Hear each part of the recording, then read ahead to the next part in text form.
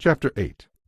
Then the Lord said to Moses, Go to Pharaoh once again and tell him, This is what the Lord says, Let my people go so they can worship me.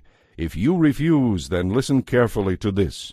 I will send vast hordes of frogs across your entire land, from one border to the other. The Nile River will swarm with them. They will come up out of the river and into your houses, even into your bedrooms and onto your beds. Every home in Egypt will be filled with them. They will fill even your ovens and your kneading bowls. You and your people will be overwhelmed by frogs. Then the Lord said to Moses, Tell Aaron to point his shepherd's staff toward all the rivers, canals, and marshes of Egypt, so there will be frogs in every corner of the land. Aaron did so, and frogs covered the whole land of Egypt. But the magicians were able to do the same thing with their secret arts. They too caused frogs to come up on the land. Then Pharaoh summoned Moses and Aaron and begged, Plead with the Lord to take the frogs away from me and my people. I will let the people go, so they can offer sacrifices to the Lord.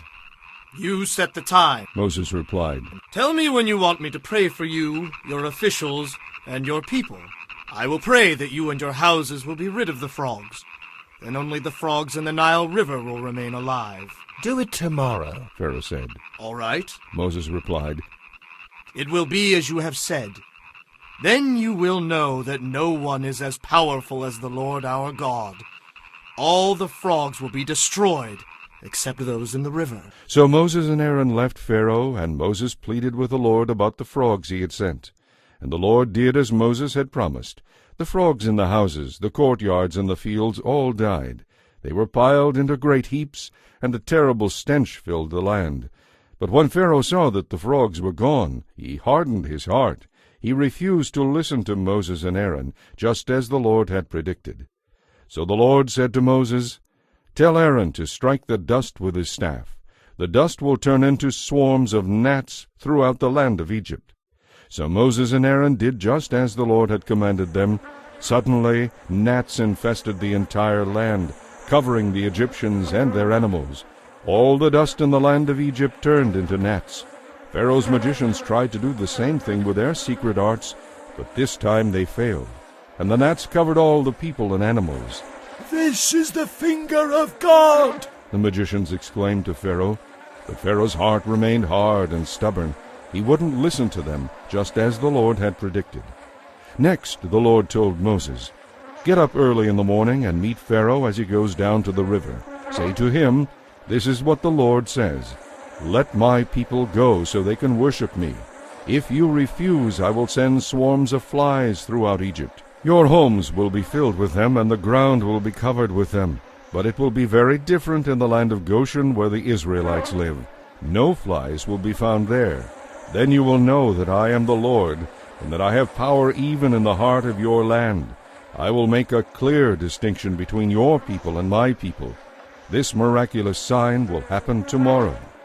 And the Lord did just as he had said. There were terrible swarms of flies in Pharaoh's palace and in every home in Egypt. The whole country was thrown into chaos by the flies. Pharaoh hastily called for Moses and Aaron. All right, go ahead and offer sacrifices to your God, he said. But do it here in this land. Don't go out into the wilderness. But Moses replied, That won't do. The Egyptians would detest the sacrifices that we offer to the Lord our God. If we offer them here where they can see us, they will be sure to stone us. We must take a 3-day trip into the wilderness to offer sacrifices to the Lord our God, just as he has commanded us. All right, go ahead, Pharaoh replied. I will let you go to offer sacrifices to the Lord your God in the wilderness, but don't go too far away. Now hurry and pray for me. As soon as I go, Moses said, I will ask the Lord to cause the swarms of flies to disappear from you and all your people.